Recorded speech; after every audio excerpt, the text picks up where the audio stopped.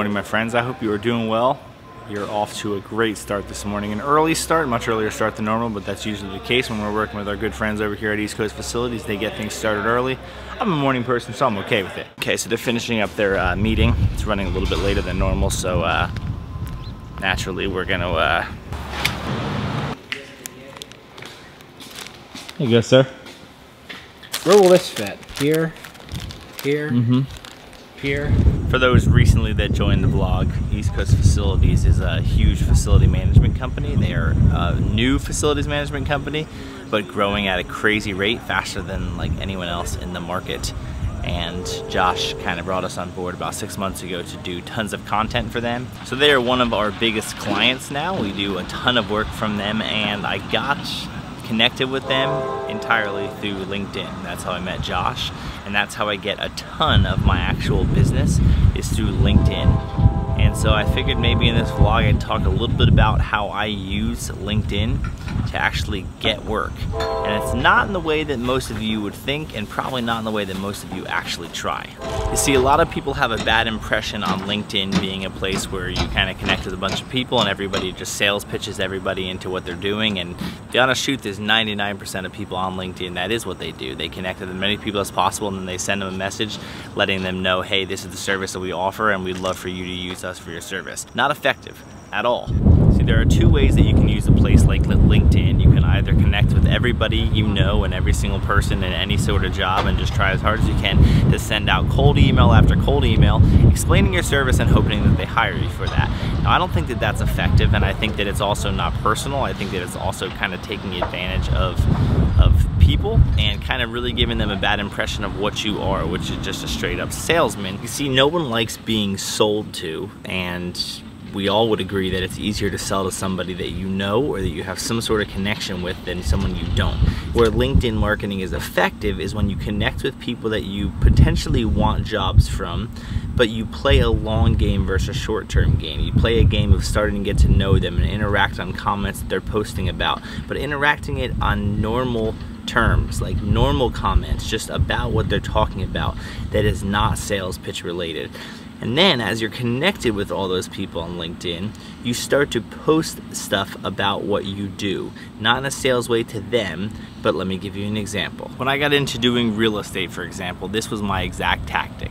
My goal was I was going to connect with all the realtors and all the real estate agents, the brokers, anyone associated with real estate. I was going to connect with them on LinkedIn with the intent that when I eventually started to post videos of any work that I had done in that market, they would see it. So I knew who my connections were on LinkedIn. My connections were a ton of realtors, and I started to interact with these people, commenting on things, talking about things, just interacting as a real life person. I get responses back, because people respond back to people that are just being friendly. You'd sometimes message back and forth about random things. Never once me sales pitching them into what I do. Then what I did is, when I knew that I had a couple realtors that I knew personally that would let me go and film projects for free, because I wanted to obviously promote the work I was doing, I said, give me 3 to 5 houses that you have that I can film. I'll do them for no charge whatsoever for you, just so I can really showcase what I'm doing. And then if you like the work, obviously we can talk about a paid agreement between us all. But more importantly, I knew that when I listed the homes, when I showcased how well I could do the video for the homes, and I posted those on LinkedIn, well, all the realtors now that I'm connected with on LinkedIn would see video next to me related to their industry that they're already in, because naturally I know that that's the industry they're in. But anyway, so when I start to see and know that all my connections are realtors, then I start to know that when I post a video showcasing the actual fact that I do video production for realtors or for homes, I don't have to sales pitch them by messaging them and telling them what I do. If they're connected to me and I post a video natively in LinkedIn, and when I say natively, it's not sharing a YouTube link, it's not sharing a Vimeo link, it's not sharing a Facebook link, it is uploading it directly into LinkedIn. When I post a video directly into LinkedIn, it automatically is going to play in their feed. Now, if you're a realtor and you instantly start to see a video playing with very good looking visuals of a home, immediately you think to yourself, that looks nice. pending that the work looks good, which I felt like we did a very good job of doing it. People would start to see, that looks really good, who produced this video? They would naturally know that it was me because I shared it of, you know, great working with so-and-so on this project from this company. And they start to see that, oh, this guy that's been connected with me on LinkedIn, he's the guy that does these videos. I should possibly reach out to him. It's the idea that you've probably heard a little bit about and that I'm so passionate about, and it is the idea of sales versus branding. Sales is reaching out to each one of those people and telling them the services that I offer. Branding is constantly showcasing myself as a real estate video professional and then connecting with people that are in that field and letting them see my work on a regular basis. Branding versus sales. I know that it's an effective strategy because I've seen it work, and it's what I do with all the clients that I get through LinkedIn. But here's the thing, because of the fact that I vlog, because of the fact that I'm putting out a video nearly every single day, and I have over 300 videos on YouTube, it gives me a chance to constantly post videos on LinkedIn, not even necessarily videos that showcase the work I do from the standpoint of what their business is. But the whole point is I brand myself as the video guy. The video guy that you constantly see showing up in your feed, always recording video. Clearly lets people know that I'm obviously the person that does video if they're looking for any video needs. That's why I'm so passionate about vlogging, or at least doing something on YouTube as regular as possible, because if you just start out in video production, you obviously don't have a lot of videos to show what you do. So how can you get your work out there? How can you use that LinkedIn strategy to actually get work? You need to be able to showcase that you do video work. And if you don't have clients yet, the best way to do anything is to just make videos yourself, because you first have to show that you even are the video guy before people hire you to be their video guy.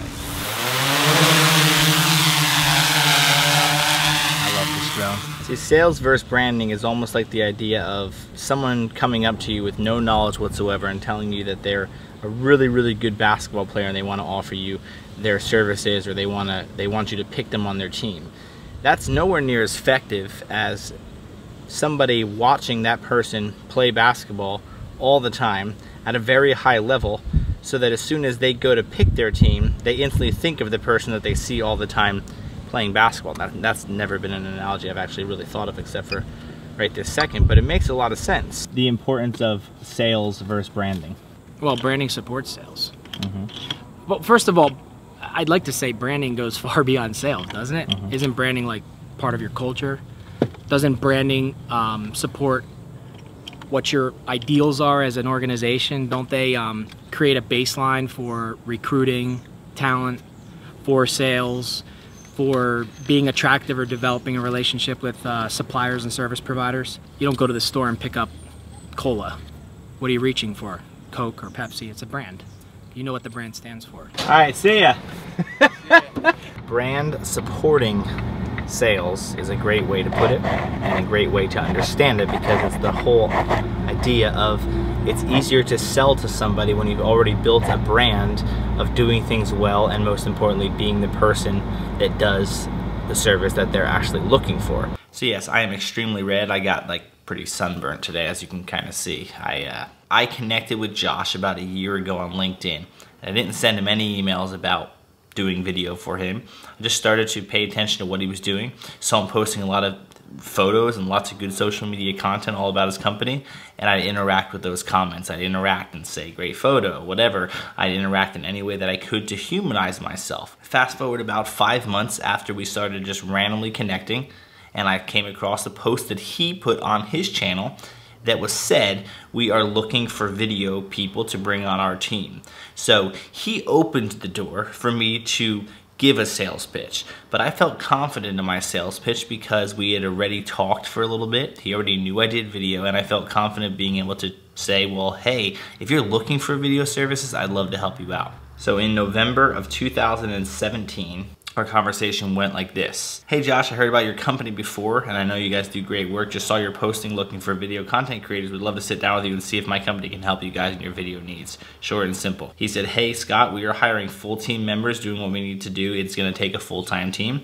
There may be opportunities for support or special projects though. And I said, absolutely understand. That's a great strategy for you guys. It'll help you create tons of content. So I'm re-emphasizing positiveness. I agree that it's a good strategy for him to have full-time people for video. So I'm reiterating that and helping him realize I support that. I get it. So then 5 months later, in March of 2018, he wrote back out of nowhere. The last conversation we had in a message was 5 months ago.